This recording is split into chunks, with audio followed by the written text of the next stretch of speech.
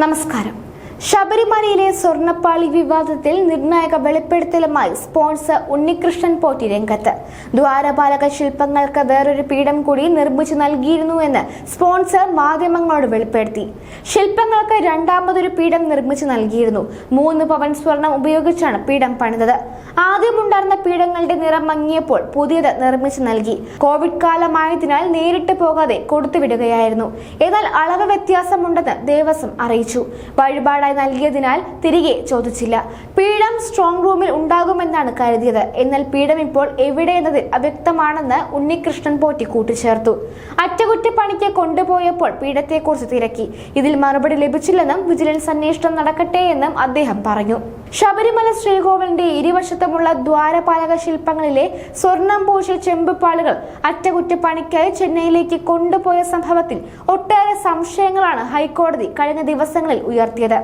1999 തന്നെ ദ്വാരപാലക ശില്പങ്ങളിൽ സ്വർണം പൂശിയിരുന്നു എന്നതിനുള്ള തെളിവുണ്ടെന്ന് രേഖകൾ പരിശോധിച്ച് കോടതി വ്യക്തമാക്കി.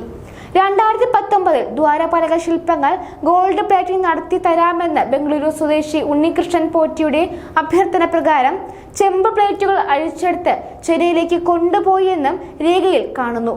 ഇത് വൈരുദ്ധ്യമാണെന്ന് കോടതി പറഞ്ഞു. 1999 തന്നെ ദ്വാരപാലക ശില്പങ്ങളിൽ സ്വർണം പൂശിയിരുന്നുവെങ്കിൽ എന്തുകൊണ്ടാണ് അവ വീണ്ടും 2019 അഴിച്ചെടുത്തതിൽ അന്വേഷണം വേണമെന്ന് കോടതി കഴിഞ്ഞ ദിവസം പറഞ്ഞിരുന്നു. ദ്വാരപാലക ശില്പങ്ങളുടെ താങ്ങുപീഠം സംബന്ധിച്ചും ഒട്ടേറെ സംശയങ്ങൾ ഉയരുന്നുണ്ട്. വിവാദത്തിൽ നിർണായക വെളിപ്പെടുത്തലാണ് ദ്വാരപാലക ശില്പത്തിന്റെ സ്പോൺസറായ ഉണ്ണികൃഷ്ണൻ പോറ്റി മാധ്യമങ്ങളോട് നടത്തിയിരിക്കുന്നത്.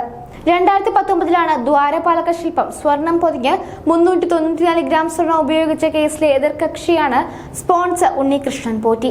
അതേസമയം സ്വർണ്ണപീഠം എവിടെയും പോകില്ലെന്ന് അന്നത്തെ ദേവസ്വം ബോർഡ് പ്രസിഡന്റായിരുന്ന എ പത്മകുമാർ പ്രതികരിച്ചു. പീഠം തിരികെ കൊടുത്തു വിടില്ലെന്നും അദ്ദേഹം സ്ഥിരീകരിക്കുന്നു. എന്തെങ്കിലും സംശയമുണ്ടെങ്കിൽ വിജിലൻസ് അന്വേഷണം നടക്കട്ടെ എന്നും അദ്ദേഹം കൂട്ടിച്ചേർത്തു.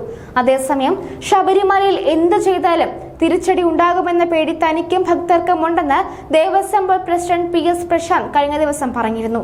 ദൈനംദിന കാര്യത്തിനും താന്ത്രിക കാര്യത്തിനും തടസ്സം നിൽക്കുന്നു.